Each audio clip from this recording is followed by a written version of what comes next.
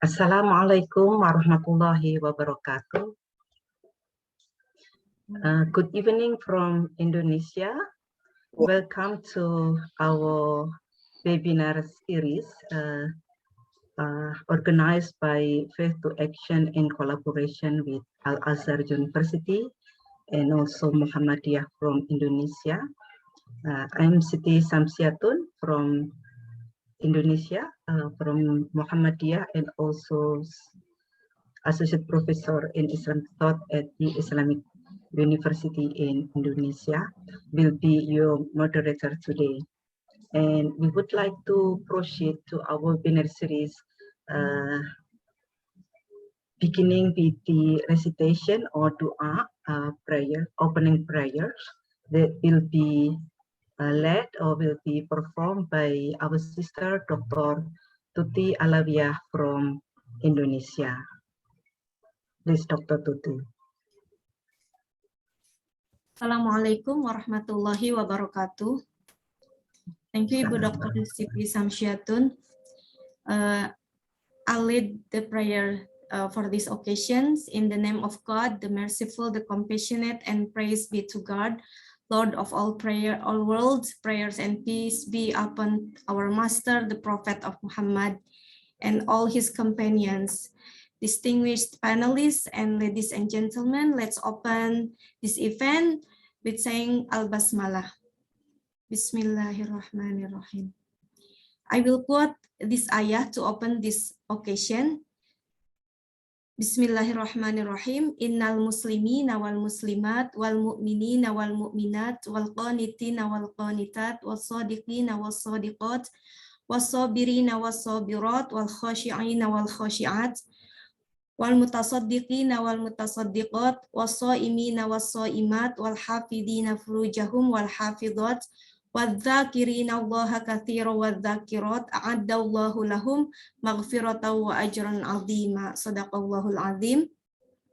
The translation from this ayah is: indeed the Muslim men and Muslim women, the believing men and believing women, the obedient men and obedient women, the truthful men and truthful women, the patient men and patient women, the humble men and humble women, the charitable men and charitable women, the fasting men and fasting women, the men who guard their private parts and the women who do so, and the men who remember Allah often and the women who do so. For them Allah has prepared forgiveness and a great reward. Al-Quran Surah Al-Ahzab ayat 35. So hope that our event today will enhance our understanding on women's rights in Islam, especially on prevention of violence against women and girls. Thank you. Wassalamualaikum warahmatullahi wabarakatuh. Waalaikumsalam warahmatullahi wabarakatuh. Thank you very much, Sister Dr. Tuti Alawiyah, for the beautiful prayers that is very relevant today with our theme, in which the Quran highlights the equal position between women and men. So with that opening prayer, we hope that Allah Almighty, God the Merciful, will guide us in all our thoughts and our action, especially to the organizers and also participants of this webinar series. So we welcome you again, and I will be using English throughout the webinar, and for all of you, the participant, you could choose your preference languages. The translation are available in Arabic and French. And when you already have chosen either one, you are expected to stay on that channel. So thank you very much for your cooperation. Faith to Action Network, together with Al-Azhar University and Muhammadiyah, aim to enable Islamic scholars and Muslim faith leaders across the globe to assess the faith literacy on women's rights in Islam. The three institutions recognize that engaging Muslim faith actors on women's rights issues is crucial because faith actors play an important role in shaping and influencing behavior of the community we are serving. Therefore, Faith to Action Network, in collaboration with its founding members, Al-Azhar University and Muhammadiyah, and Muslim organizations across the globe, have organized a series of webinars that aim to create safe space for Muslim faith actors to share perspectives and insights on women's rights in Islam. And tonight we will be focusing on the theme of preventing violence against girls and women. We have witnessed that the number of victims of girls and women, a victim of violence in the Muslim world is alarming, and we are working hard how to cope with this. What's wrong with our understanding about our Quranic verses? What are the interpretations that have been manipulated or have been used by people to justify their violence against girls and against women? So we acknowledge that there are disparities in terms of Quranic literacy and also the practice of Muslim with regard to violence against girls and women. There are a lot of factors that influence such behavior. Among others are patriarchal culture, but also economic, and what we are concerned at this moment, this webinar, mostly on the interpretation or tafsir, exegesis of the Quranic verses. Yeah, so many actors have been used of certain verses to justify the act of violence. So we would like to have two scholars here, Dr. Tuti Alawiyah and Professor Dr. Ahmad Ragab, who would like to address these theological issues on preventing violence against girls and women. And we will also like to hear about the practices, the best practices or the unsuccessful maybe of practices at the community level in preventing violence against girls and women.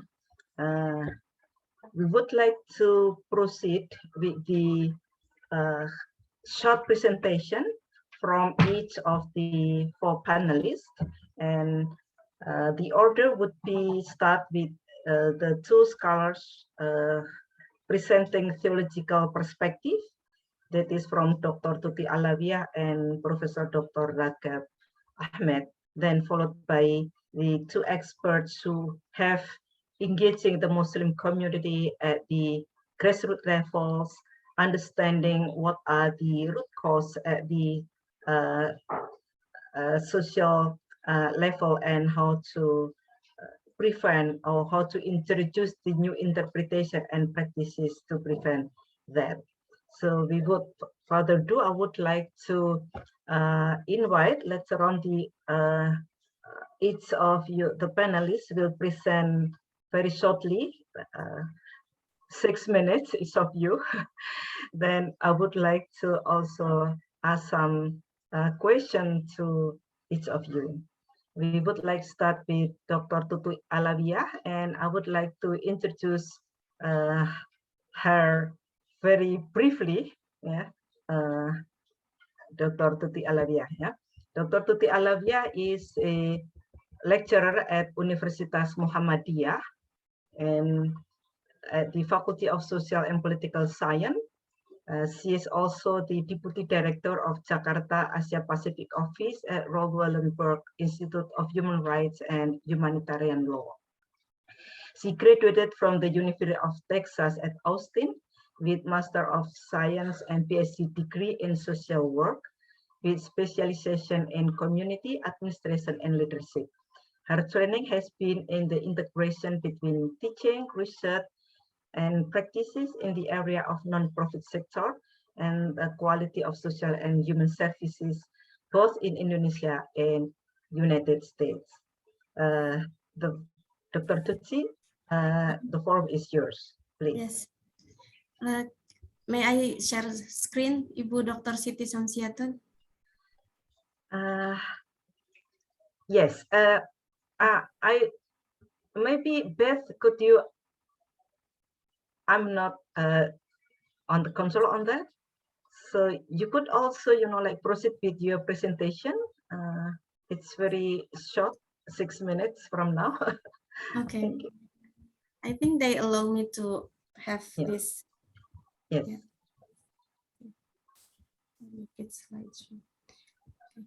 So first, thank you very much for the opportunity to present on women's rights in Islam, and it is an honor for me to have worked with the Faith to Actions communities or working under Professor Dr. Abdul Mu'ti and Professor Dr.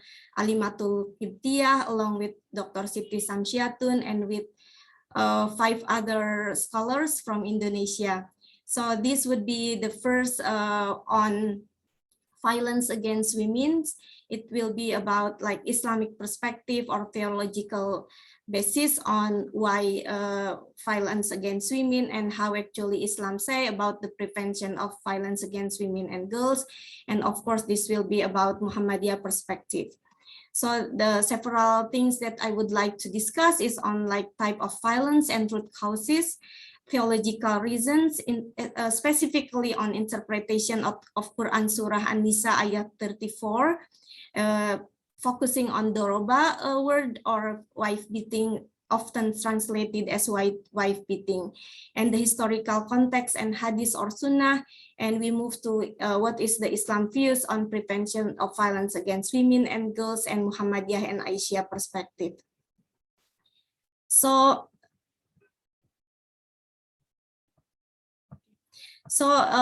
in the prevalence of violence against women and girls in the world, according to the World Health Organization, as we know, up to like last year, 2021, 1 in 3 women experience physical, verbal abuse or violence from their intimate partners.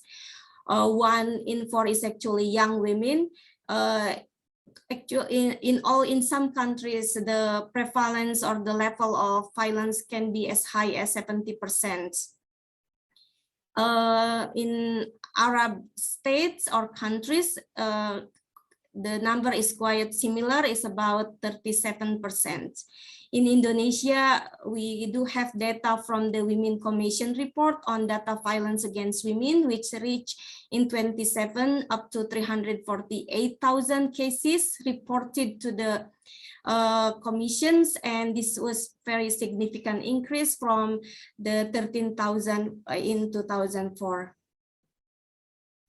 So the root causes is actually can be based, as mentioned by earlier by Ibu Dr. Siti Samsiatun, is from cultural and theological reason. I will not talk about cultural, as we know, like cultural basically in the literature say about patriarchal ideology that, for instance, placing women in the subordinate position, that in across culture and countries that actually happen where women have subordinate position. That's part of the reason why the violence against women still happen today. The second reason will be theological reasons that I will focus on, and this actually justified by often use the Quran Surah 434. I have the translation for Dr. Ahmad Shafaat that actually beautifully translate this ayah. It says, the ayah itself says, men are guardians of women because God has favored some more than others and because they spend out of their wealth. The righteous women are devoted and to guard what God has guarded, even though out of sight of husband. As for those women and on whose part you fear ill will or nasty conduct, admonish them. Next, leave them alone in beds and last beat or separate them from you. But if they obey you, then seek nothing against them. Behold, God is most high and great. So in addition to this ayah, often like the ayah that used by many people is like the prohibition to leave the house. That's from the Quran, Surah 33, to encourage women to stay at their home and not to act like pre-Islamic women or Jahiliyah. And the third justification, theological justification reasons often come from hadith. One of them is like wife disobedience, refusal to have sex with husband. We often heard that the angel will curse them until morning. So those are the theological reason behind why violence against women still happen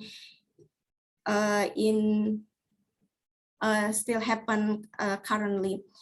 So I will focus on the interpretation Fadribuhunna, but before that, we need to, like as mentioned by many scholars, that Al-Quran encourages women and actually talk about gender equality very often in several ayah, and women Quran dedicated surah for women in An-Nisa, Surah An-Nisa. So in this ayah, Fadribuhunna, actually the meaning have several. So according to Muhammad, who wrote a book on wife beating, the Quran strikes back. Out of the 49 times the Doroba word mentioned in the Quran, there is the meaning on beating is only mentioned in this ayah. That's what Muhammad noted in his book. Therefore, we should actually interpret the meaning of Doroba using other meaning, including leave them. So from the Quran in this ayah 34 on An-Nisa 34, it mentioned settlement, how if we fear of nushuz in the part of the wife. So first is like advise them. If the discussion not working, the advice not working, separate them from their bed. It means do not have sexual relationship with them. And the third step is like actually leave them, go away from them. That's actually the most the best translation or interpretation of the Quran. However, as noted that many scholars and commentators of the Quran did not question the authority of the husband to beat the wife from this ayah. There are several reasons why in the discussion they talk about the authority of the man. That's why women should obey the husband. Men as protector of the husband, of the wife, and the provider. So those privilege actually give men the rights to discipline wives. That's actually most of the reason, and most commentators and scholars talk about how to minimize, how to do, what type of beating that you could use to the wife, those kind of discussion that they have. In fact, actually, in different ayah, Al-Quran talk about the nushud in the part of the husband in the same surah. And interestingly, if the women or the wife fear of the nushuz of the husband, how do they settle that? In the Quran, they say, use peace. So that's ayah actually, the nushuz talk about in occasion where the wife and husband found difficulties in marriage to the point they probably will break up or divorce.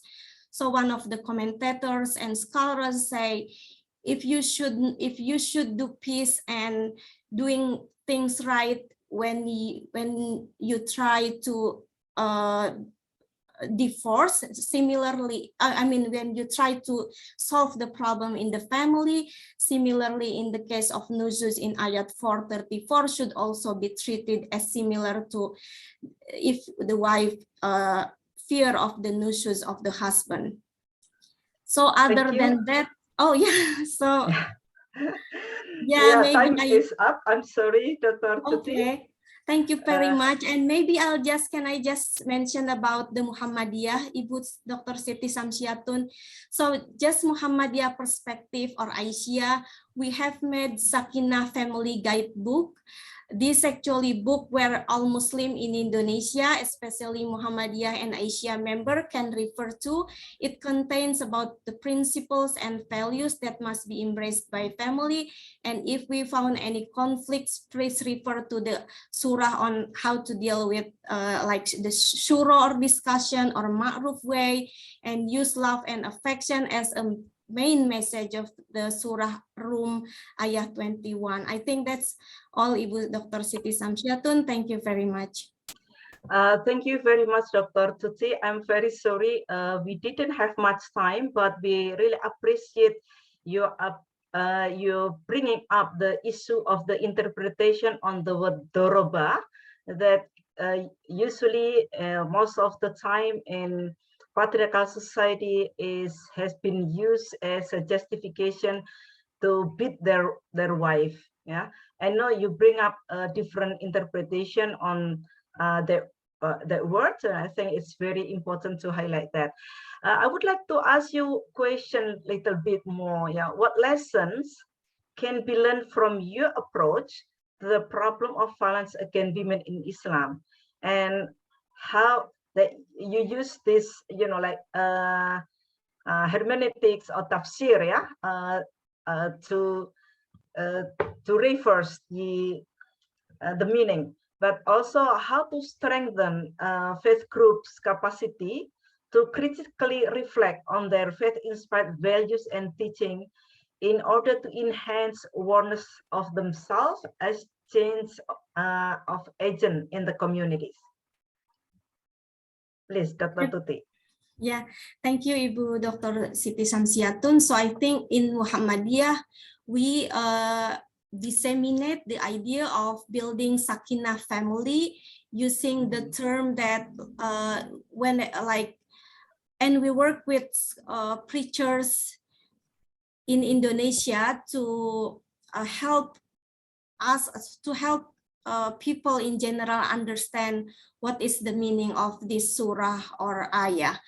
Unfortunately, as we know, many out there preachers that interpret doroba as beating of the wife. Even one of the Indonesian very famous preachers actually what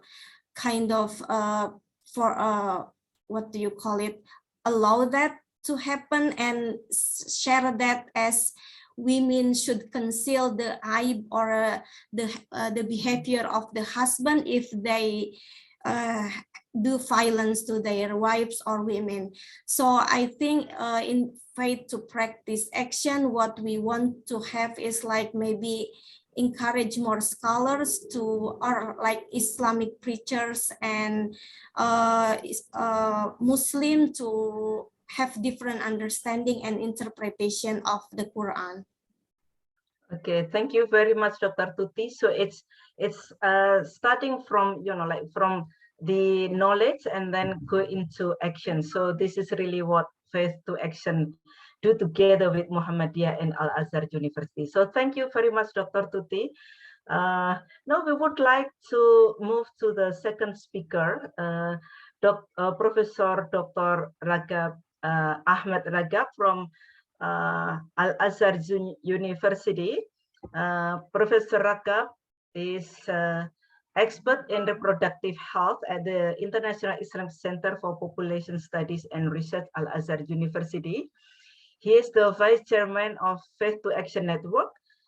He is holding 3 master's degrees, wow, yeah, of genes, population, and bioethics. So you are really a good learners, and also a PhD in reproductive health. He was awarded the National High Academy of Scientific Research Family Planning Award 2004, And Egyptian Medical Syndicate awarded him its annual award for his work in the area of promoting the health of women in 2006. He has extensive record of research and books addressing family planning, reproductive health, and gender issues from faith perspective. So his expertise is very, very important. And the fact that he is a male scholar talking on that issue is giving us more relevant. Usually, male like to hear from other male scholars. So without further ado, I would like to invite Professor Ahmad Rakib, please. Assalamu alaikum wa rahmatullahi wa barakatuh. I would like to start by thanking Professor Gamal Surur, the director of the International Islamic Center for Population Studies, and his team who prepared in collaboration with Face to Action these papers we are discussing. And I would like to thank Face to Action, especially Peter Mouini, who organized this important meeting. Actually, I'd like to start by an argument by Professor Dr. Ahmed Abul Majd, who was ex-chairman of Human Rights Council in Egypt, and he's a great thinker. He said that in Islam there is no rights, rather there are duties, and the duties of someone turns to be rights of another. And actually there is widely propagated conception that woman backwardness and deprivation have been the result of women's marginalization in the society and the state because of the Islamic ideology about the woman's rights and equality. Basically, this is misconception and the misunderstanding about Islam. The Prophet, peace upon him, proposed to stop any sort of torture, cruelty, or inhuman treatment to women. He showed greatness towards them. He advised the Muslim, fear Allah in respect of women, and the best of you are them who behave best to their wives, and a Muslim must not hate his wife, and if he is displeased with one bad quality in her, let him be pleased with one that is good. And the more civil and kind a Muslim is to his wife, the more perfect in faith he is. Women are entitled for inheritance in different capacity, like as mother, as wife, as sister, and as daughter. Sometimes her inheritance exceeds a man. Actually, Professor Dr. Abdurrahim Umran, in his landmark book, Family Planning and the Legacy of Islam, estimated the share of woman inheritance, and he indicated in many cases that a woman exceeds her husband in inheritance. She has full freedom to select her husband, and the command of Islam to the men is to treat women with compassion and full respect to their wives. Women are respectable and honorable in Islam. Violence is against women actually is a man-made and has nothing to do with Islam. In fact, it is misunderstanding of religious teaching. Currently, in many Muslim communities, women are not considered according to the rights given to them by Islam. In many societies, Muslims are practicing their own cultures, traditions, and customs, and women are being subject to cultural issues, patriarchal features of their society, and also political oppression. The harmful traditional practices like female genital mutilation and child marriage are among the traditional practices that harm women. Now I'm going to speak about some of the misconceptions in Islam that men are superior to women. Actually, the word قوامة, which in Arabic means either responsibility or superiority. Many Arabic words has different meanings. Sometimes one word have 80 meanings. So this qawama has either superiority or responsibility.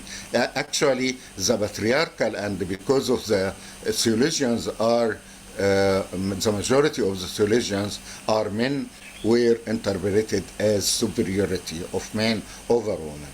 The men are allowed to beat women. Actually, there is argument against this in different books and studies, that man equals to woman. Actually, because the man is the one who is responsible for the woman doesn't need to spend a penny in household, and the man is the one, as I am going to explain later, the man is the one who is responsible. Quran and the teachings of the Prophet do not take woman and man as separate creatures. All are equal before God, as our first speaker mentioned, and the rights and responsibilities of a woman are equal to those given to men. Quran describes men and women as complementary to each other. In brief, women's rights in Islam, or the duties that turn to be rights for women: right to own and dispose property, right to inheritance, right to choose husband, and divorce. Even divorce is a right given to women, right to acquire education and work, full freedom of expression of views. I'm going to speak in brief about the role of husband and wife, different but complementary natures. Husband is financially responsible, duty not superiority. We have created you from a male and a female, and made you into nations and tribes, that you might get to know one another. The noblest of you in God's sight is who is most righteous.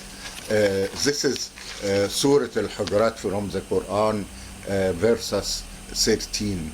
Wife does not have to spend for expenses, not obliged to do housework. Imagine. Keeps her basic rights after marriage, responsible for safeguarding her own and the husband's chastity, as well as his property, raising the children. When we speak about polygamy is not an invent by Islam. Islam did not invent polygamy. It was there for years, for decades. It restricted the number, being just to all of them. He should be just to all of them. Ideal is to have one wife. Wife's permission is a must. Religious approach for 1 more minute. Yeah, okay. For eradication of FGM, the Quran makes no mention, explicit or implicit, of female circumcision. Moreover, in all the reported hadiths, there is no single evidence of an authentic chain of transmissions where from a Sharia ruling on such a highly serious matter on human life, child marriage, and Islam and FGM and the child. Islam empowers the state to legalization,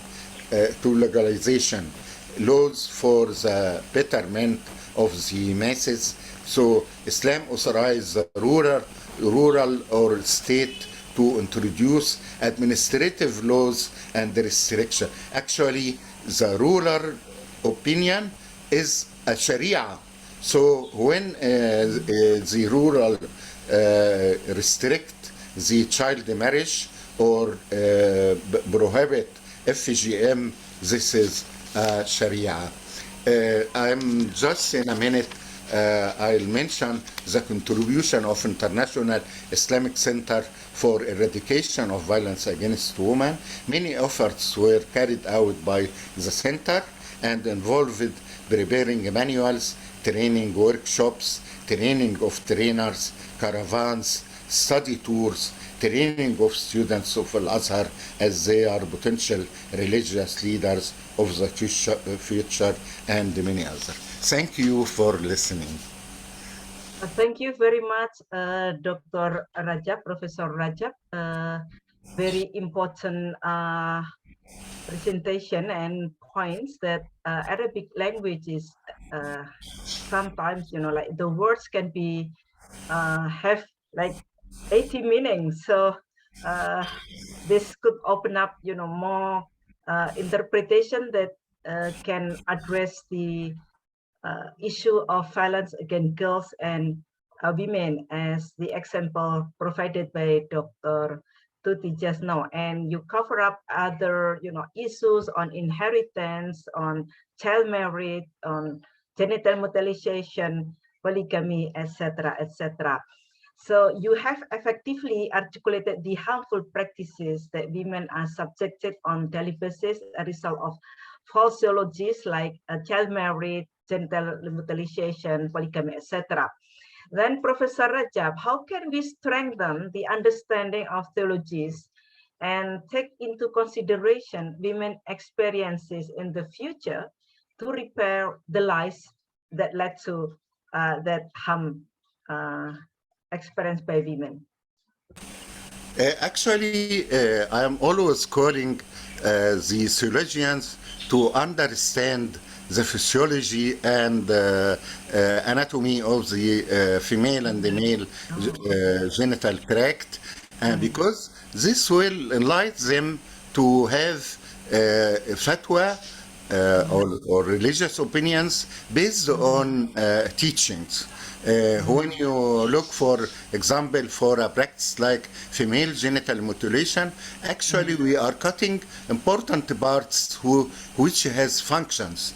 And if the theologians know these functions, they will never call for or support FGM.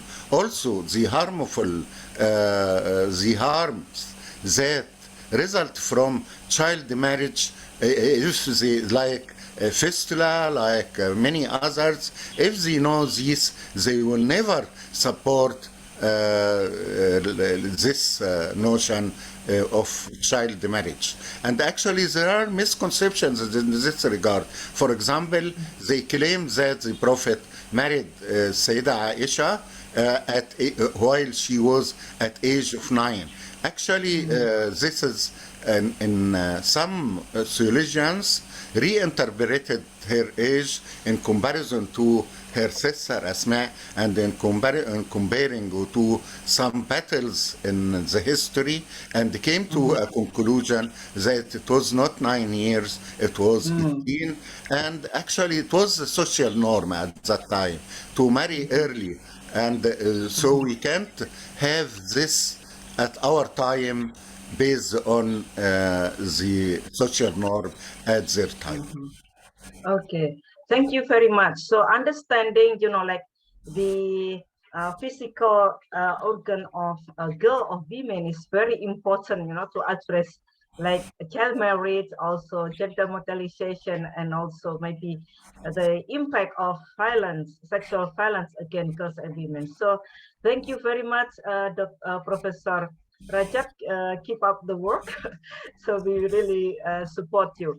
I would like to mention just that I have on the internet, I have 2 books on FGM, and they can download easy by writing Professor Ahmed Rajab and FGM UNICEF. Okay, thank you very much. So please visit the website that mentioned by Professor Rajab for further learning. We already have several questions in the chat box, but we would like to finish the presentation by the panelists before taking up the questions. Yeah, so is that okay? So we move to the third panelist, Sheikh Salian Mbacké from Senegal. Sheikh Salian Mbacké is the president of Qatar. It's in French. I couldn't read French very well. Qatar de Religieux pour la Santé et le Développement, an interfaith group of Senegalese religious leaders who work to promote the health and development of their country, and also work as the international consultant. Dr. Mbacké also an advisor to the World Faith Development Dialogue for a Family Health Project in Senegal. And previously, he served as the continental coordinator of Interfaith Action for Peace in Africa. He is a spiritual leader of the Mouride family, a core institution of Senegalese Sufi Islam, and has lived within the tradition since birth. He is a member of the International Selection Committee for the Niwano Peace Prize and has collaborated with United Nations on religious defamation and climate change.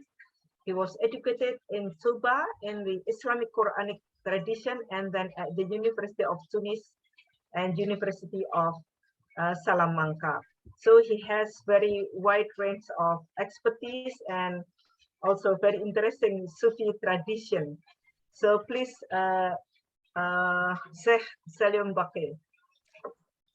Thank you very much, my sister, and thank you for inviting me to be part of this important webinar, and I will try to bring about my small contribution to the discussions. The subject matter, I think, has been dealt with widely by the scholars who have preceded my intervention. I think they all talked about equality between men and women in Islam. I don't have to go back to that. It is very clear that Islam gives an important position to women, and that both men and women are equal in Islam, though with they are equal in duties, but though with different responsibilities. But I think what is important to highlight here is that when we talk of theology, a theology in general is a human construct, and a human construct can be manipulated by humans to suit human interests at different times. So I think the ill treatment of women in Islam is not based on Islamic texts, obviously, but it is based on selfish interpretation and abuse and misuse of some men of revealed text, you know, for their own interests or to suit their own selfish interests. Having said that, I think for me to try to answer some of the questions that have been posed, like when it comes to question one, then like I said, in our context here, we try to challenge this understanding or this interpretation of ayah 34 of Surah Nisa by saying that men and women are equal in Islam, though with different duties and responsibilities. And Islam says very clearly that men have to have mercy and treat their women with love and compassion. Given the role, the important role that women play in the home, in raising the children, and responsibilities in keeping the house, raising the children, educating the children, they ought to be respected and not ill-treated. When it comes to the suggested ways to promote legal status of women, I would suggest that then we should reinterpret the texts correctly, you know, by focusing on the spirit. The spirit of Allah, the spirit of Islam, is to reform rather than to punish. And in this sense, context is very important. Professor said that, you know, the practices that were may be valid in the Prophet ﷺ's period are not necessarily valid in our period. So we need to contextualize the way we read the text, understanding that the purpose is to do good, the welfare, well-being of the human. That's where the focus should be. So focus on the spirit rather than, reading the text textually. That is very important. And the other one is advocacy and sensitization of religious leaders. Religious leaders themselves have to be sensitized and so that they can play their important role in sensitizing communities about the role and of women in the society and the need to respect women.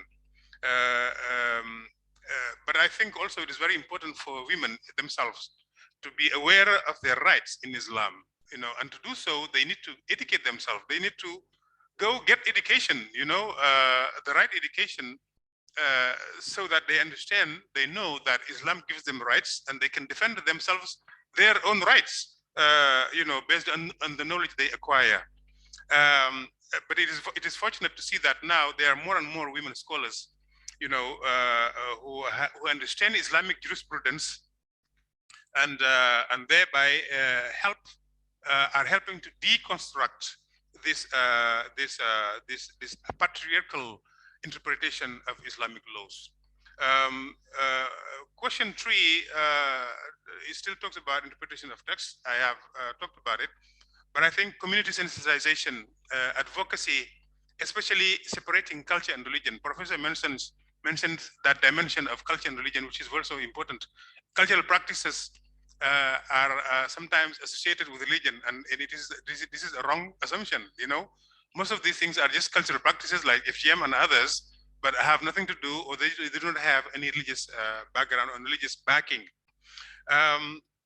Embracing the values of compassion, giving the example of the Prophet ﷺ, the way he treated his wives, that's very important. Question 4, what are the best practices to mobilize faith leaders? And what has worked well in my country, Senegal? We have focused on the welfare and well-being of the community, as an objective in our advocacy strategy.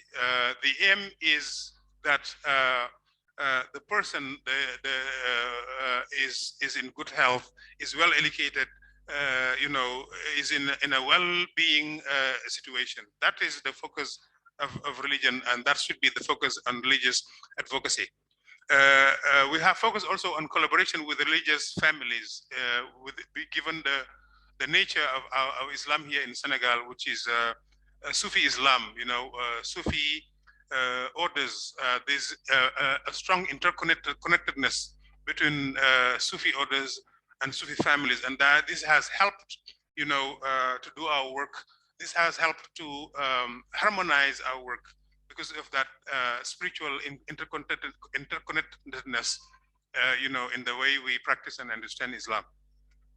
How can the experience can be expanded? I think we have done that through exchange visits with religious groups in the neighboring countries, because there's strong affinities between religious families and those of neighboring countries such as Mauritania, Mali, Guinea, Niger, etc. The geographical proximity also of religious groups has helped to do that, to enable interaction between religious groups and exchange of ideas. I think that's what I can say at this stage. And I'm open to questions if time allows me, because I have to move to my next Zoom. Thank you very much. Well, thank you very much. Thank you very much, Sheikh. We would like to ask just one question. You said that the role of religious leaders, especially in your context as a Sufi group, is interconnected with the communities they are in. Religious leaders accompany your community in all stages of their life. Then what would you say is the best approach to mobilize faith actors to undertake a critical reflection on Islam and gender-based violence? Yeah, like I said, I think the best approach is to just focus on the similarities between these groups. I think the fact that we belong to almost the same religious doctrine, being Sufis, all that, has helped us to, to fight against all these stigmas and all these interpretations of the text. But I think, mobilizing religious leaders in aspects that are like to tackle common challenges can also be an important tool. Like, for example, we are working a lot on reproductive health here, and the involvement of religious leaders on reproductive health. And so this has also helped us, like focusing on an area of interest for everybody, to tackle common challenges is also another way of working together and finding solutions to a common problem that is common to everyone. But I think the strategies are various. But when you have people, religious leaders who belong maybe to the same doctrine, like we have here, it can help a lot. Okay. Do you find there are like different strategies between the Muslim groups, faith actors who are joining the Sufi orders and maybe the ones who are not? Is there any differences on the approach or on the result of preventing the violence against girls and women? Yeah, well, I don't know. I mean, Sufism focuses a lot on the heart, and the inner dimensions of religion. So that is a lot of focus on rahma and compassion, and the mercifulness of God and all that. So I think,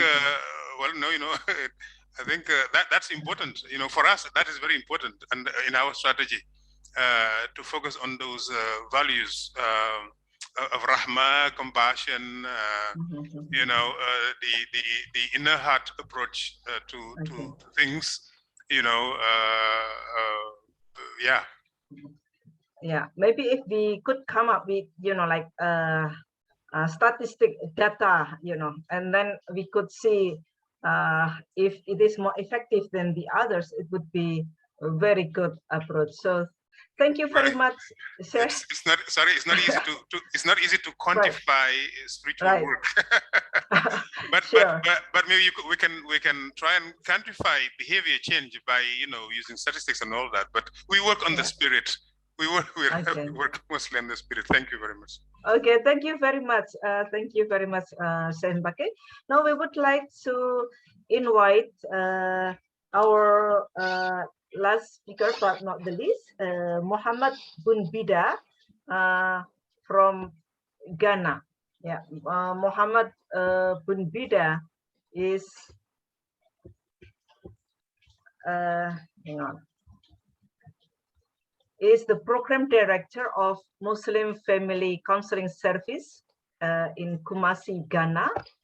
He is a social development consultant with extensive experience in using innovative strategies, including multi-faith approaches to promote sexual and reproductive health and rights, family health, birth spacing, social inclusion, and child and family rights. Muhammad Bun Bida is also an advocate for changing harmful tradition practices. We would like to know about this and negative faith beliefs with adverse effects on women and children, such as female genital cutting, early and forced marriage, and gender-based balance. So this is very important. You are working on the community level at advocating on that. Please, the forum is yours. Yeah, thank you very much, Dr. Siti. In ending from where my brother stopped with spirituality, I will go to the physical being. Then I'll continue from there. I think it's very important to know that when dealing with Islamic any other faith on sexual and reproductive health, for that matter, sexual and gender-based violence, there should be a clear distinction between normative teachings of Islam or any other faith and diverse cultural practices of followers of that faith. It's very important. That is the key element, as my brother mentioned. Now, in knowing this, our approach at the Muslim Family Counseling Services is based on having in mind first cultural beliefs of our target community and the faith belief of that community. And if it is two-way faith, Christian, Muslim, then we should be able to know what really Islam is saying and then what really a Christian faith is saying in the scriptures. So basically, sometimes we use Quranic verses as Muslims. We also use biblical verses as well, depending on the community we are approaching.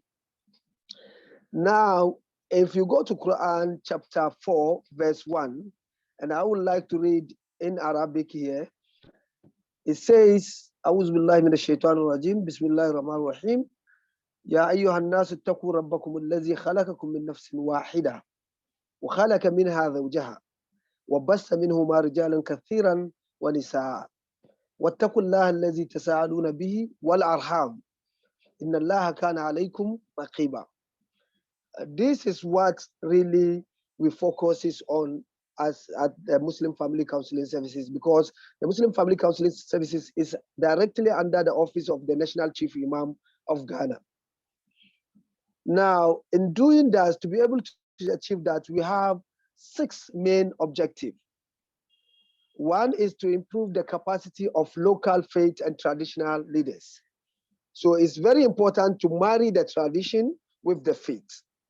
So you need to train both leaders, the traditional and the faith leaders, in responding to sexual and gender-based violence.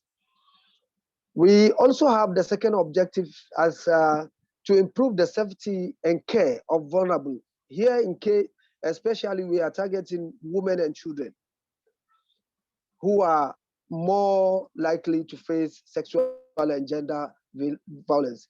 In some cases, we find gender-based violence against men as well. So that is where we have to ensure or improve the safety net. It's very important, as Sheikh Mbeki said, to empower the women themselves to be able to fight this issue of sexual and gender-based violence. So we enhance the knowledge of women. And I'm talking about both Christian and Muslim women, because we kind of look at the two faiths, because Ghana is more diverse, but these two faiths are majority of population in Ghana follow these two faiths.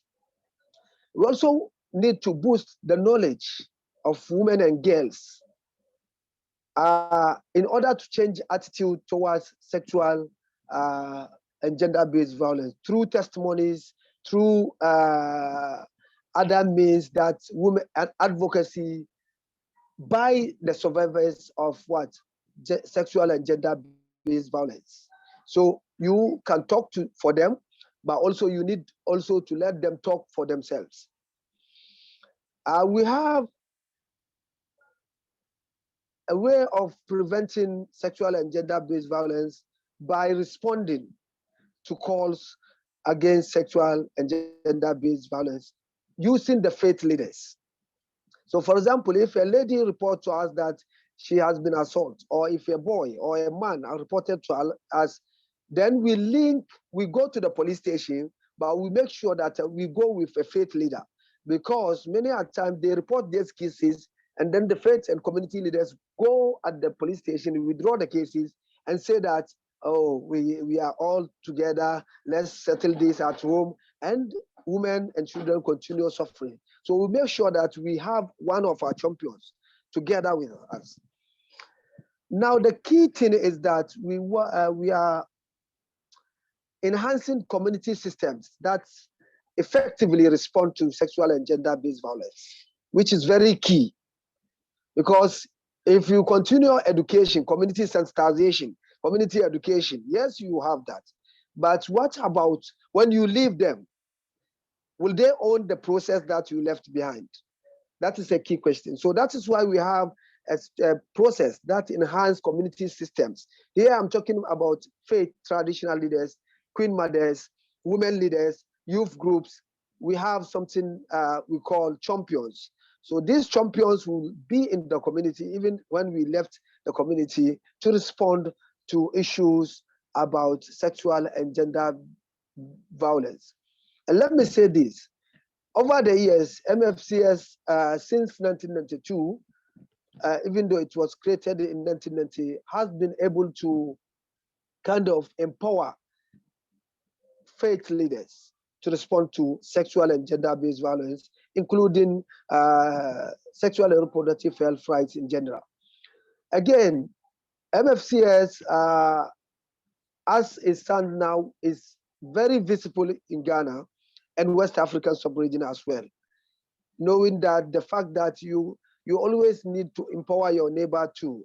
So basically, as Muslim faith-based organization, we work hand in hand with our other colleagues like Sheikh Mbeke in Senegal and other Muslim organizations, not forgetting that we also need to create a balance with working with other faiths. In Ghana, we have a very tolerant space between Muslims, Christians, other faiths. In Ghana also, we have a lot of followers of traditional beliefs whom are not Muslims, neither Christians. So you need to marry the two to be able to work effectively. And at the global level, this is just one case of what we've been doing. And I don't want to go deeper into the theological sense because my professor and my sister has already done that. But if you want to enter into dealing with community issues of sexual and gender-based violence in communities, you need to factor that they may have faith, but remember also that they have diverse cultures that you need to deal with. Thank you very much. Thank you very much, Brother Muhammad Beguda. We really appreciate you highlight the multi-faith, multi-religious, cooperation and tackle that issue because sexual and gender-based violence doesn't understand religious identity. It can happen in any cultures and any religious groups. And also you talk about the what we call it, like a threat to also not only girl, but sexual violence can also happen to boys. So that is very important. Thank you very much. As our previous speakers have presented, we know that there are religious texts, verses or hadith that speak on women's rights and in particular on violence against women. In your context, how have the misinterpretation of religious texts further perpetuated violence against women and maybe against boys, young boys? And in your capacity, what have you done to challenge this violation?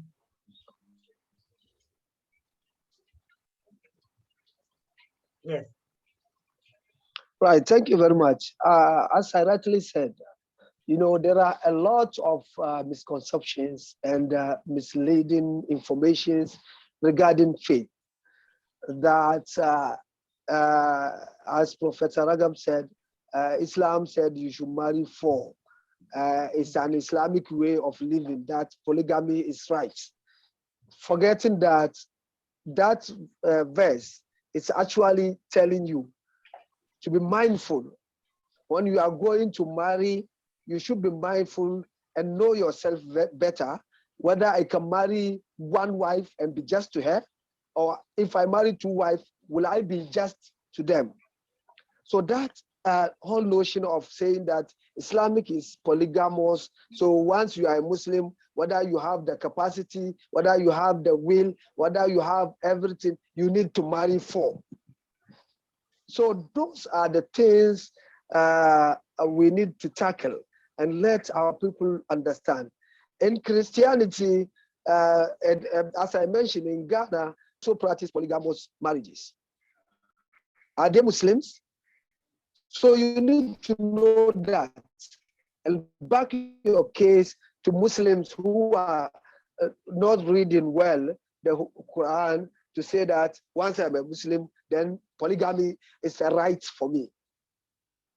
Okay, so those are the things we are facing, and we are trying very hard to read and address them as they happen. Okay. Okay, thank you very much. So thank you very much all the four panelists. We have a lot of questions on the chat room. I would like to try to, start from the first question that I could see, because sometimes, First is to Dr. Tuti. Can we get the copy of the Tuntunan Keluarga Sakinah, the Sakinah family, in a PDF, and whether it is already translated into other languages? Yes. Yes, of course, it's in Bahasa. So, Ibu Dr. Siti, do you know if we actually translated to English? Okay, we did that, yeah, because there is a need. Yeah. So currently it's still in Bahasa now. So yeah, we could share, but it's Indonesian language. Unfortunately, maybe we need to have some time later to discuss with the Central Board of Asia if we could have the translation of this book. Okay, thank you. There's also to Professor Raja. Yeah, Professor Rajgat. Yeah, the aspect of the men of taking care of the women as breadwinners has been exploited and abused and denied the girl child education, saying they don't need to study because they will get married and be pampered by the men. How do we harmonize that in to the era where women are earning and men sometimes are not earning? And today the child marriage is on the high. So can you explain how to tackle this kind of, the idea that there are actually in our today, there are different kind of families where, men are breadwinners, but other families are, women are the breadwinners, etc. Please, Professor Raquel. Actually, the teaching of the Prophet Muhammad sallallahu alaihi wasallam is to teach and raise the girls, and he indicated that if you have two girls and you teach them well and take care of them well, you will enter the paradise. And they asked him, and even if it is one girl, he said, even if it is one girl. So according to these instructions, girls' education is very important. Treating them in a good way is very important, and it is instructed by the Prophet himself. Okay, so educating girl is important in whatever family, whether the father is the breadwinner or not. Educating women or girl is as important as educating the boys and men. Okay, thank you. There is a question for Syed Mbake. Is he with us? And if not, maybe the other panelists could help answer this question. How do religious leaders create awareness of political leaders? Well, this is rather difficult to the political leaders who misinterpret religious texts and use it to control and discriminate against women or girl or boys. Maybe Professor Ragab, Dr. Tuti, and also Brother Muhammad Bunbida could you could answer in your own context, in the context of Egypt or in the context of Indonesia or in the context of Ghana, how these, like between religious leaders and the political leaders usually use, like certain forces to control and discriminate against. Please, who will start? Maybe Brother Muhammad Bunbida, then move to Professor Ragab and Dr. Tuti, please. All right. As I mentioned, in Ghana, the faith leaders and political leaders have common understanding in going into areas of faith, beliefs, and religious texts and other scriptures. But also, I agree with him. Sometimes there are a pocket of political leaders who try to quote from Quran or from Bible without really understanding what they are saying.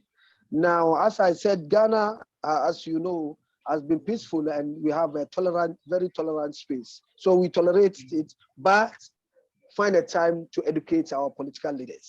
So we work hand in hand with them in the communities especially. For example, the member of parliament may organize a community gathering. He wants to campaign for re-election or something like that. Then you will have faith leaders and traditional community as well present. So when he wants to speak about any special or anything religious, they are very mindful of where to go and what to say. So I don't know, but in Ghana it's very straightforward. You should say what you know and don't say what you don't know. Okay. Is the religion also, like influence much on the making of the law, of the regulation of the state, for instance? No, there is no any law, but that is our way. There is no specific, but we have freedom of speech, all right, but the freedom of speech have limitations based on our culture and our way of living. Do you understand my point? So that is it. Okay, thank you very much.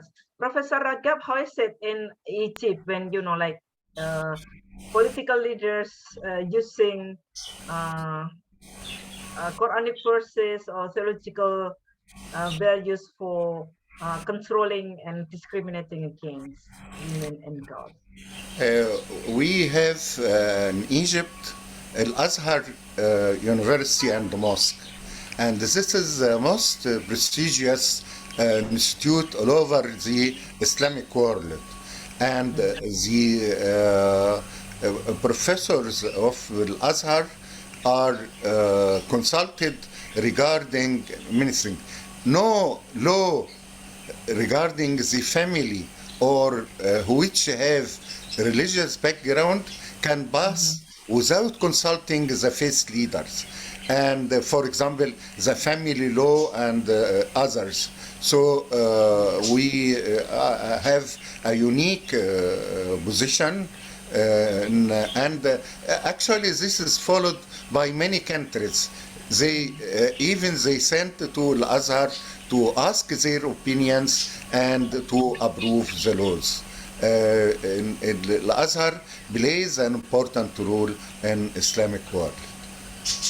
Thank you very much, Professor Ragab and Dr. Tuti. Maybe in case of Muhammadiyah or Asia, can you give an example of how Muhammadiyah could help, create a more just society by, reminding or give warning to political leaders who utilize Quranic verses to control and discriminate against? Yes, thank you, Ibu Dr. Siti. I think in Muhammadiyah Asia and in Indonesia in general, we have actually several movements where female leaders including within Aisyah and Muhammadiyah, who actually gather in what we call KUPI, Women's Islamic Scholars.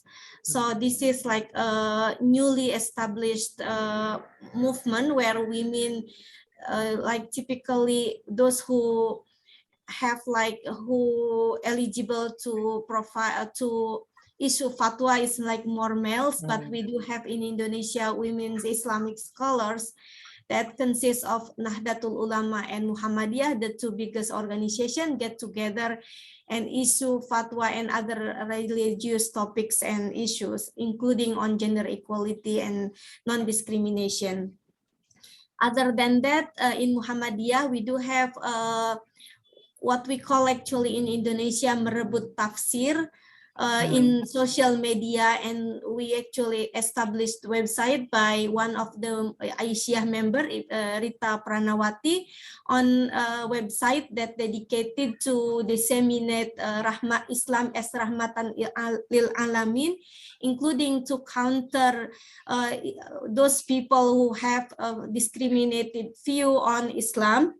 So this actually done through social media and website. Other than that, actually, civil society organization under Muhammadiyah, including, for instance, Ma'arif Institute, also do similar thing. In the law and policies, we do actually have domestic violence law, etc., that help counter those views on discrimination against women. I think at individual level, oftentimes, for instance, in WhatsApp groups like Ibu Dr. Siti Samsyatun, you might notice it that often male or even religious leader, political leaders use women as a symbol to gain their purpose or anything, or to just actually display women out there as a symbol for subordination, etc. And what we need to do at the individual level is at least we stand up to those type of harassment or violence, and we just need to say that's not okay, something like that. I think that's based on our experience in Indonesia. Okay, so the experience in Indonesia in the digital world today, they also use, social media to pressure to the politician who misuse of the Quranic verses, for instance, to discriminate against women. So I think it's a good movement. They take different paths. So there is a question to all the panelists that how does Islamic theology and jurisprudence align to shadow and CRC, and do you have any studies on this? Sisters of Islam in Malaysia have done some work. Yeah. So how we, like in maybe in Ghana or in Egypt or in Indonesia, have been working to reinterpret, renewal of the fiqh of the jurisprudence to address the discrimination against women, whether it is on the work, on the marriage, on politics, etc., etc. Yeah. How is it done? Can you, each of you maybe we reverse the order? Professor Rajab? Professor. Yeah. Actually, we have several studies to renew fiqh, and we, in many occasions, they changed the fatwa based on the new evidence. And I'll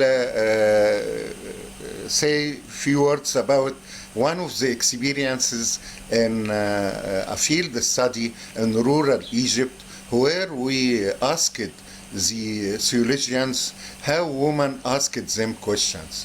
At that time, we did not have female theologians. So they said that women goes and ask their wives, and their wife come to ask them, and they took the answer to the woman. So we called for female theologians, and actually there is a great movement in Egypt to have female theologian, and this has changed the pattern of fatwa, because women are not shy to ask their intimate questions for the female religious leaders. Female religious leaders are a major contribution to fiqh in our country.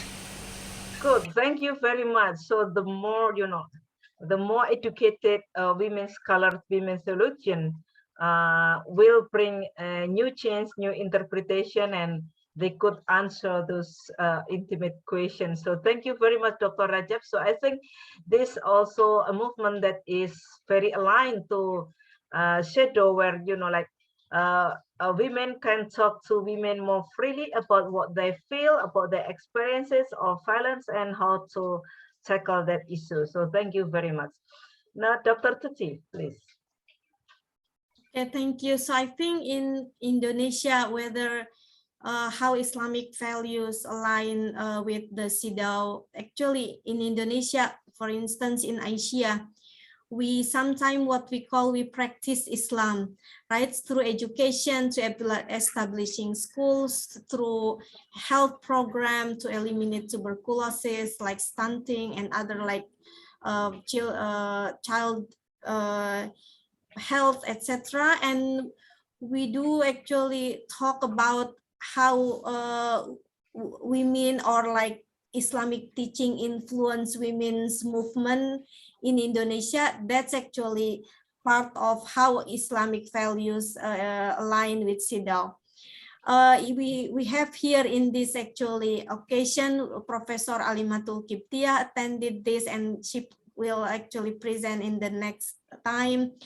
She's the lead expert on the how actually Islam in Indonesia align with the human rights. She's part of the Women Rights Commission.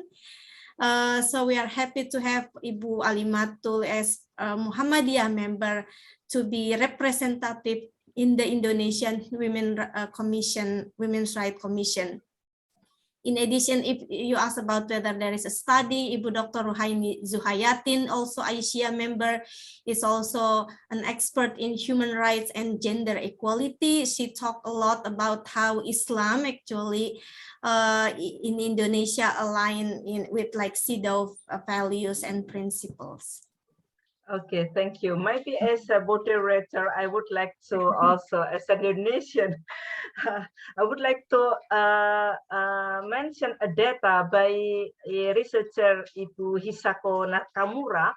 According to her research, the family in Muhammadiyah, families who align with Muhammadiyah, they have very fewer number of divorce, and also very few number of polygamy. So I think that also evidence that education is a key, and education for women and gender issues in Muhammadiyah is give evidence on the on the decreased number of child marriage, decreased number of polygamy, and decreased number of divorce. So thank you. Brother Muhammad bin Buddha, how is it in Ghana? How the Islamic theology and jurisprudence be aligned to CEDAW? And have you studies on this? Yes. First of all, Ghana is a secular country, but also we are religious, and we have Islam as the second main religion in Ghana. Now, the office of the National Chief Imam usually bring on board well-respected ulamas who are really well-versed in Islamic jurisprudence. But we never had any change. We really rely heavily on fatwa from Egypt, for example, Azhar University, fatwa from Saudi Arabia, and fatwa from other Islamic countries like Indonesia and other nations to kind of address issues as they come. Chief Imam is well recognized, and it's more like indirectly under the presidency of Ghana.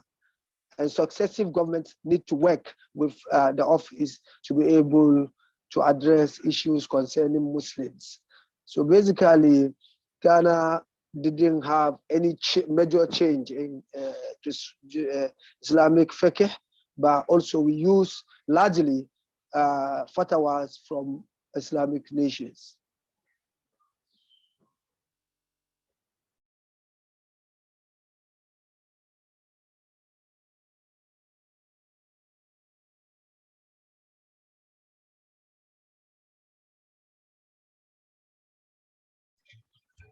Okay, there are lots of questions for the panelists.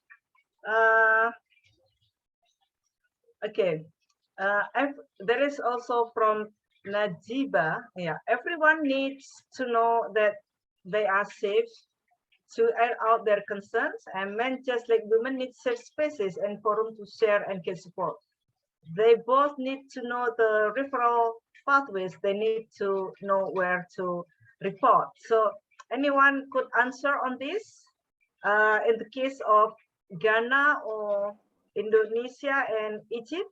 And also we would like to another remark. Yeah, I think it's almost the same. Yeah, there are many politicians who abuse Islam by using some verses from the Quran to justify their violence and crimes against their people. By doing so, they offend Islam. For Islam is a religion of mercy, sympathy, and love. So it's kind of defense. Yeah.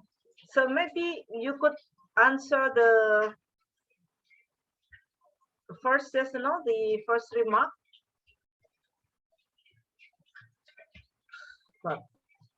Okay. In Ghana, for example, we have federation. Yeah. Can I go ahead? Yes, please. Yes. In Ghana, we have Federation of Muslim Women, for example, FOMWAG, and then we have Christian Mothers Association in Ghana. Anybody can report a case at any police station where we have domestic and violence units of Ghana Police. So the reporting channels are very clear. But yes, you need somebody to educate community on where to report to.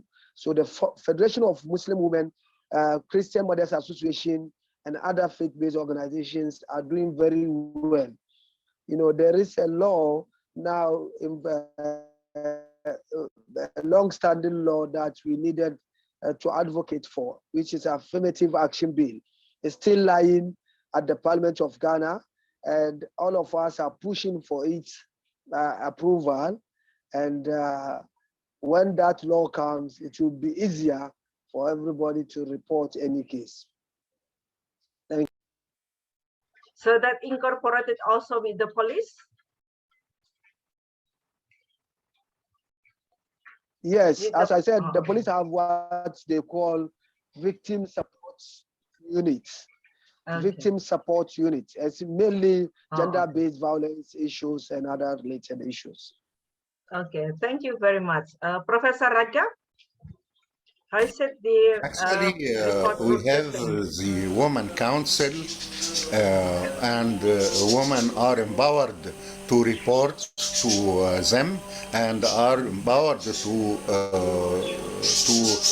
report to the police. And actually, we face the problem that to let the police act in favor of women, and this is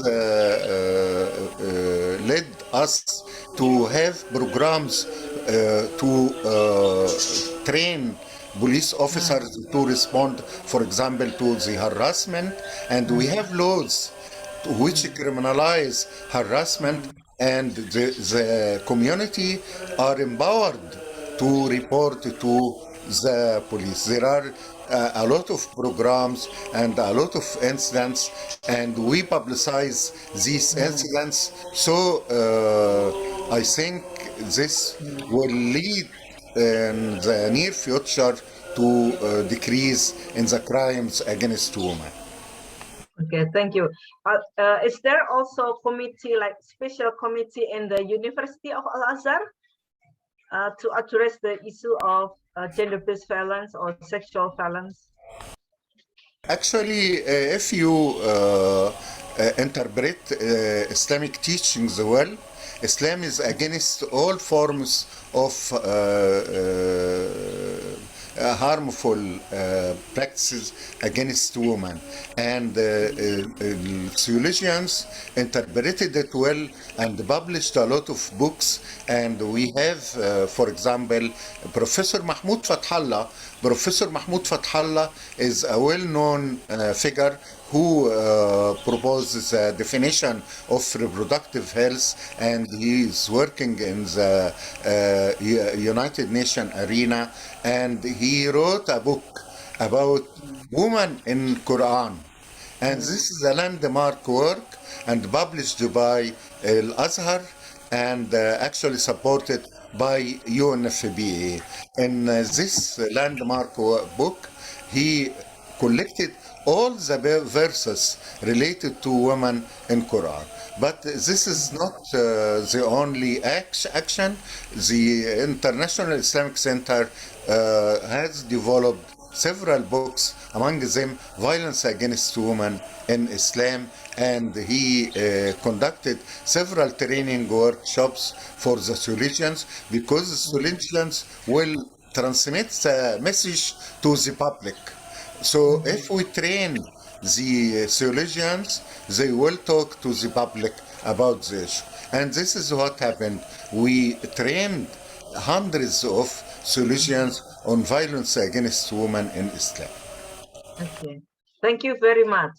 So, Dr. Tutsi, can you tell us about the, the avenue, the places where women can report, or maybe not only women, victims of violence could report? Okay, so thank you for the question. So in Indonesia, women or any victim do have rights to report, and they actually could report easily to the police if they become a victim of violence, or either sexual violence or other violence. The problem is how actually the police, prosecutors, as well as the justice system actually handle the case. Sometimes the perpetrators using other law in Indonesia that used by them to actually victimize the survivors or the victim of this violence. So that becomes very big problem for us, and there is like very like famous high case where someone who report perpetrator to that conducted violence actually were ruled by the Supreme Court as actually the victim. I mean the someone who become what do you call it, Bu Siti? Someone who actually like we call it victimized twice. So that's the problem. Yeah. And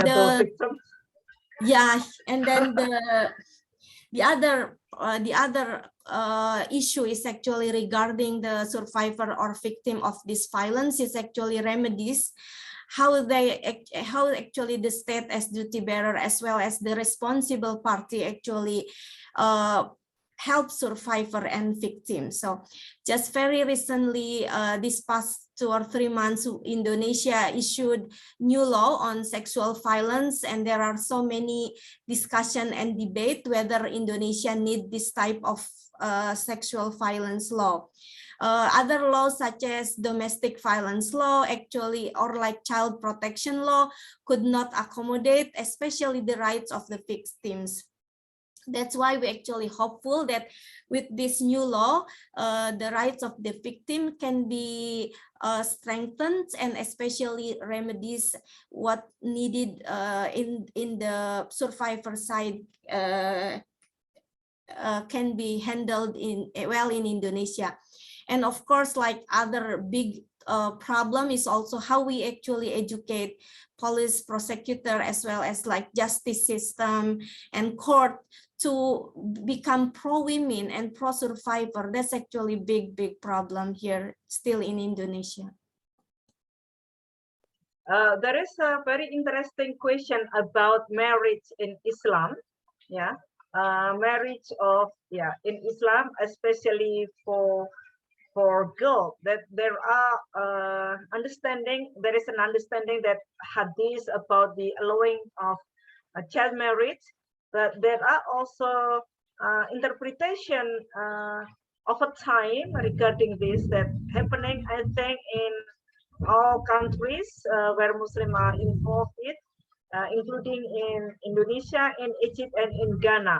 So I would like to invite the panelists to explain very clearly, very briefly also, how is this, like change about understanding about on the child marriage or the minimum age of boys and girls entering marriage. Is there any law, and what is the law, and how it comes to that conclusion? So we start with Dr. Tuti. So yeah, that's actually a very important question. So in terms of like child marriage in Indonesia, it's still the prevalence is still high in Indonesia due to first like lack of education. The second, typically poverty that bring children like young girl to get married. And the third one about kind of like ashamed if actually women enter into relationship with young boy, but they do not behave according to the Islamic values. So the family sometimes use that as reason to bring have the children married in such young age. There are so many problems, of course, with this child marriage, including the burden to the young women who need to take care of often the children the children, and also it will actually increase level of poverty because young women will get out of education and schools, and they could no longer attend school because this issue. That's why actually the government of Indonesia has increased the age of marriage. Initially it's like 16 years for girls to that lawfully be able to marry, but now they actually increased to about 18 or 19. Ibu Alimatul, please correct me. 19 years old, 19. Yeah. So that's actually in the law now that if you are married under 19, it's mean illegal in Indonesia, and you need court permission to get married. Or some parents still go ahead with marriage, but under law or illegal, or just we call it a marriage only under religion, but not under positive law. Thank you very much, Dr. Tuti. Professor Rajab, how is it the minimum age of marriage in Egypt, and how that's transformed from the traditional understanding about the age marriage of Sayyidah Aisha? But by law, it is 18 years. But actually, in some communities in Egypt, they allow marrying before age of 18, and they do not register the contract, and this create a lot of problems, because if there is children to whom they will be registered, and sometimes they registered under the name of the father of the bride, and they do the contract informally, and the bridegroom sign a receipt by a large sum of money to keep the woman safe. And we are fighting this. Actually, they interpret the age of marriage by the false interpretation regarding the age of Sayyida Aisha, that she was 9 years old when she married to the Prophet. Actually, the most correct explanation that this was the social norm at that time. People marry at that age. But nowadays, we realize the complications of this child marriage, and so we need to follow the orders of the government. Actually, there is a medical fact that pelvic bones, there is cartilage between them. And if the girl marry and got pregnant before age of 18, she will suffer a lot of complications like incontinence of urine, like difficult labor and fistula and many others. So we need to fight child marriage and to convince community and the religious leaders about its harmful effect. Okay, thank you very much. We need to work hard and to do like mass education to prevent this child marriage because the effect is so manifold. How is it experience in Ghana, Brother Muhammad bin Bida? Yes, in Ghana, we are faced with a dilemma. The age of consent to sex is 16, but age to marriage is 18. So there is this confusion. I mean, if you can allow a girl of 16 to have consent to sex, then it's better to raise that to 18. So many people hide behind the law, which is 16, and get children into marriage. But yes, culture also plays a greater role. In the 5 northern regions of Ghana, they will tell you that for their culture, you can marry at 12, you can marry at 10. So there is a lot of child marriage issues going on in the north. But the law is clearly stating that age of consent to sex is 16 years, and age of marriage or union is 18 years. So it's very clear. Okay, thank you very much. I must say that we are doing a lot of effort in the 3 northern regions with the help of Faith to Action Network and also with funding from Amplify Change. We are doing a lot of education sensitization trainings to minimize it. But, you know, it's literally a problem that the world and for that matter, faith community should relook at and rethink of how to address it. Thank you very much. There's a very interesting question also about how to create awareness of the issue of gender-based violence among religious leaders who are far from access to modern education. So is there any experience that you have? What happened to, you know, like far away in remote areas, in, you know, in the rural areas that remote from cities, about that? Brother Muhammad bin Bida, maybe you could continue answering this. Do you have experience? Yes, we have experience, and that's happened in Upper West region of Ghana, where we want to train some faith and traditional leaders to become advocates for ending child marriage. And one man rightly told us that, what do you want us to do? When we have nothing to do, we don't have any job, we don't have any activity to do, the only option is to marry and start producing. So yes, those rural, they are lagging behind. They don't have any technology. They are hard to reach. The roads are not good. The community is very deprived. they don't have water, they don't have shelters. In some cases, they don't even have means of transport to be connected to the regional capital. So we had to go down to them. In some cases, we use canoes to cross rivers to go to these hard to reach areas.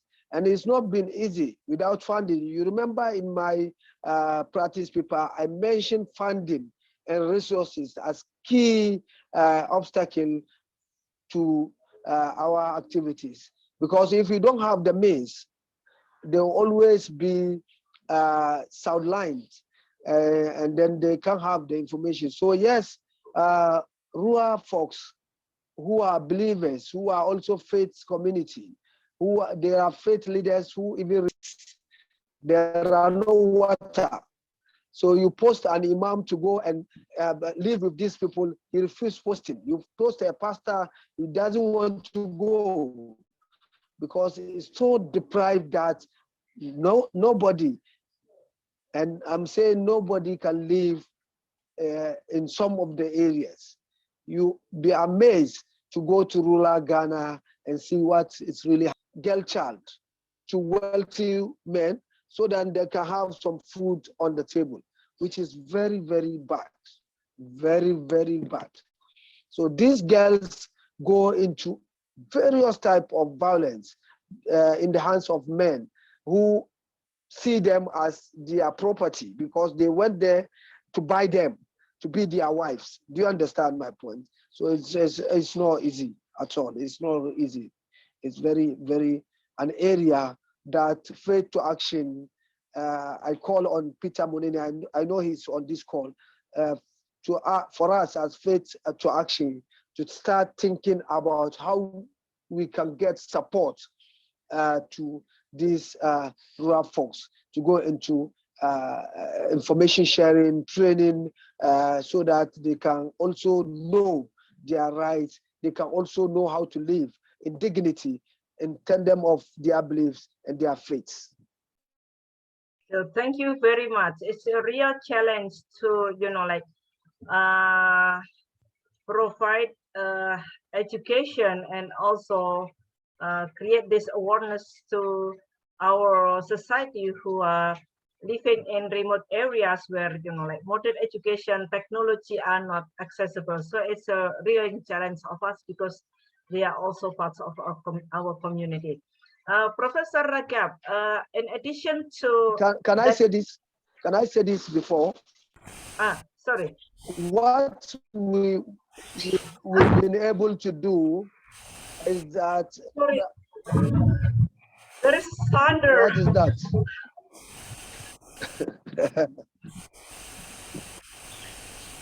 Subhanallah.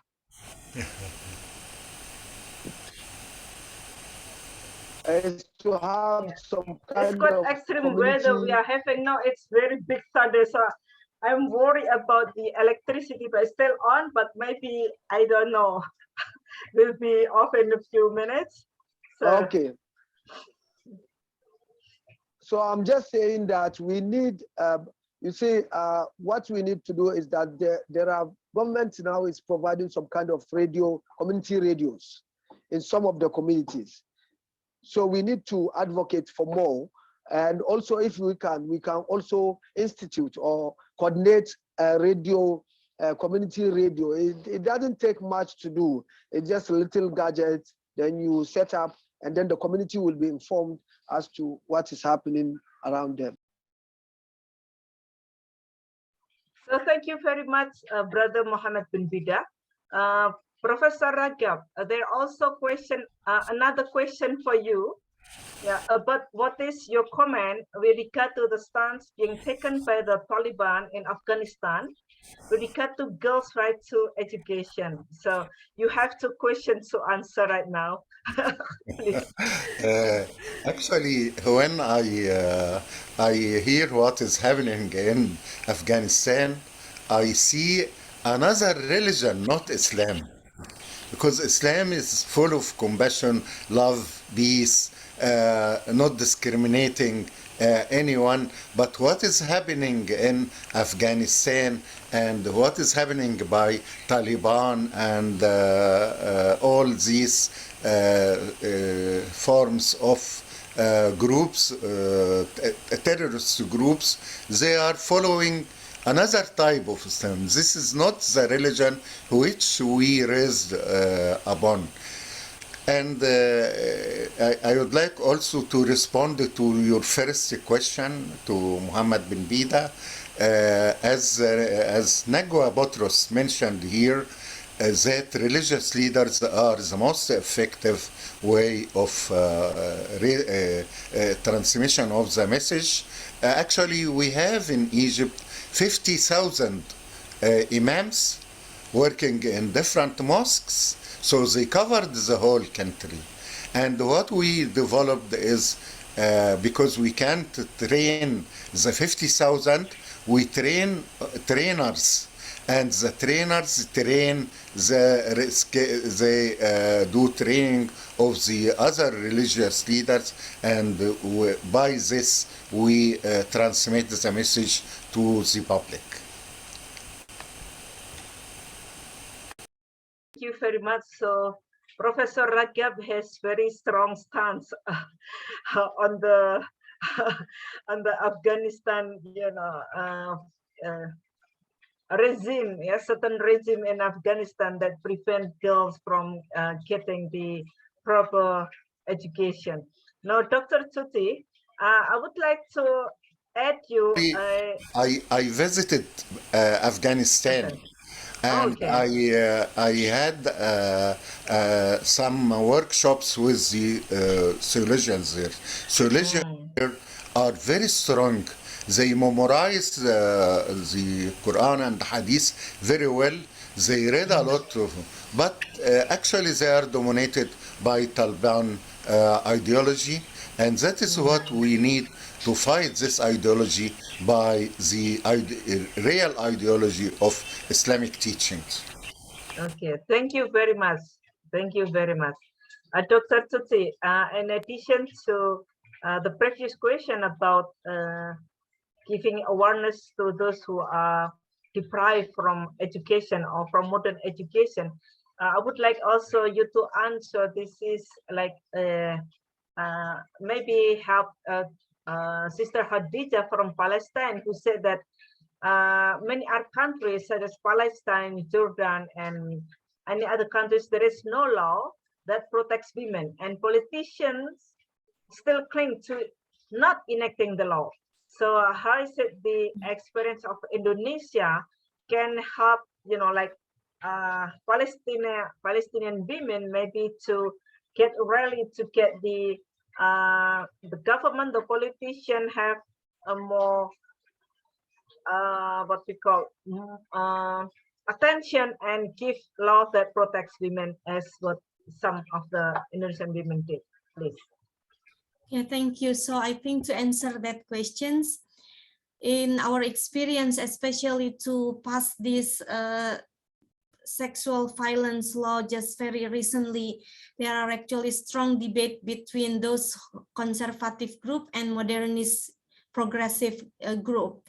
So we were actually helped by also women activists in general, and also big organizations such as Muhammadiyah and Nahdlatul Ulama and Aisyah, who actually promote gender equality, gender-based and against gender-based violence. So in this case, I think having many people across the aisles who actually pro with women's rights is very important.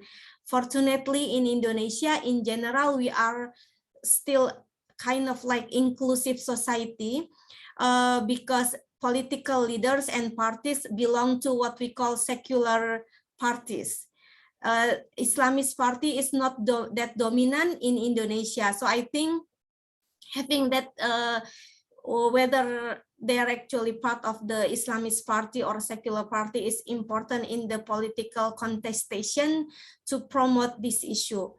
That's one thing. The second thing is actually how do we as individual or religious or leaders or organization influence the discourse in general in the public or community. That's the thing that actually help bring this issue at the current phase in Indonesia.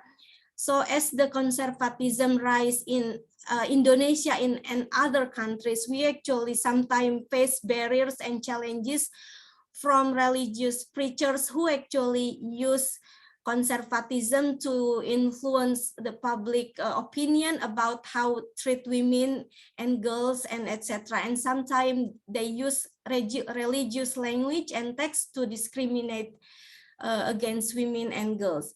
In those cases, actually, several have been done in Indonesia, including Muhammadiyah. For instance, if Brother Muhammad mentioned about radio, community radio, we do in Muhammadiyah have television, so we call it like TV Muhammadiyah.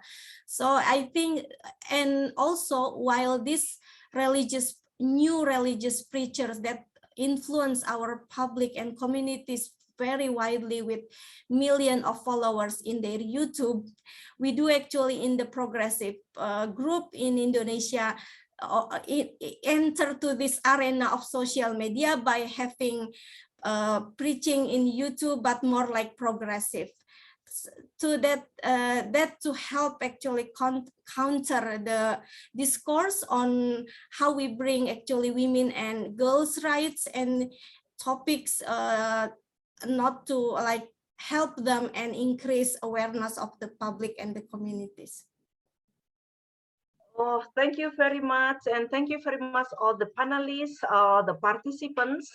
The participants are so excellent that they raise interesting and challenging questions that we also learn again from reflect of what we have done from through the question of the participants. So Professor Dr. Ahmad Ragab, Dr. Tuti Alawiyah, Brother Muhammad Bunbida, and also Seth, who already left. So we thank you very much for your insights about the importance of the reinterpretation, to engage more education, knowledge, to understanding about the core values of Islam that really respect human rights, women's rights, boys and girls, and against the violence against human rights, against human, especially boys and girls. And there are also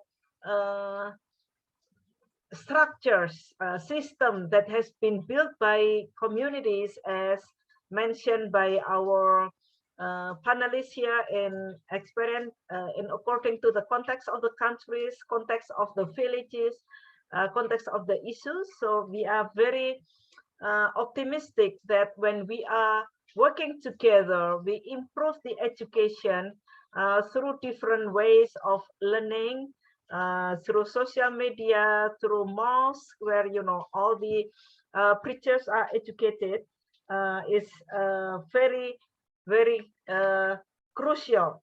And also highlighting the karamah insaniyah, the what we call it,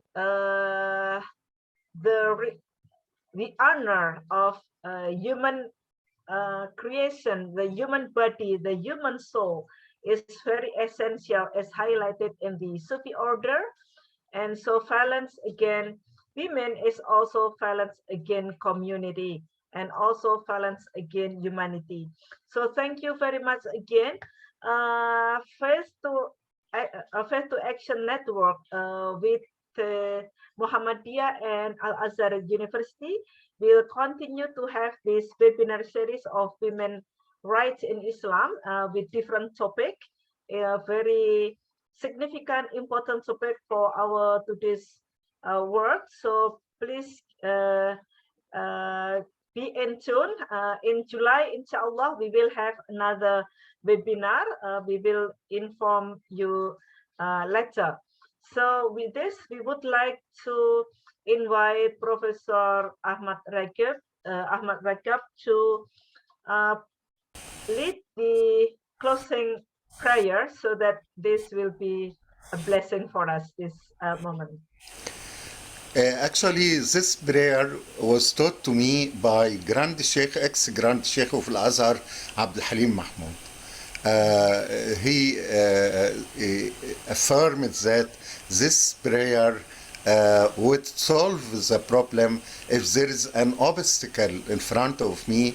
It is in Arabic, but the meaning of it is to call for Allah, for God, to solve our problems. And so it said, اللهم صل على سيدنا محمد الحبيب الشفيع الرؤوف الرحيم الذي أخبر عن ربه الكريم أن لله تعالى في كل نفس 100,000 فرق قريب وسلم. Actually, I tried it several times in many of those obstacles that I faced in my life, and it worked. Thank you. Prophet Ragab, you need to send it to us, the Adwa. Yes, that's correct. That's correct. I'll do that.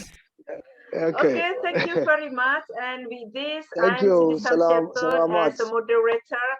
I must ask your forgiveness for any shortcomings in my, in my moderating this. So thank you very much. Assalamualaikum warahmatullahi wabarakatuh. Good evening from Assalamu warahmatullahi wabarakatuh. And thank you. Thank you. Thank you. Thank you so much. Thank you and bye. I'm happy that the electricity is on until the end. There was a very big storm and it's already. Oh yeah, Dr. Siti, thank you so much. Thank you. We are also grateful that the electricity held up and you are able to get us to the end. Thank you so much. Thank you. Thank you. Bye-bye. So I would like to leave. Thank you so much. Yes, thank you.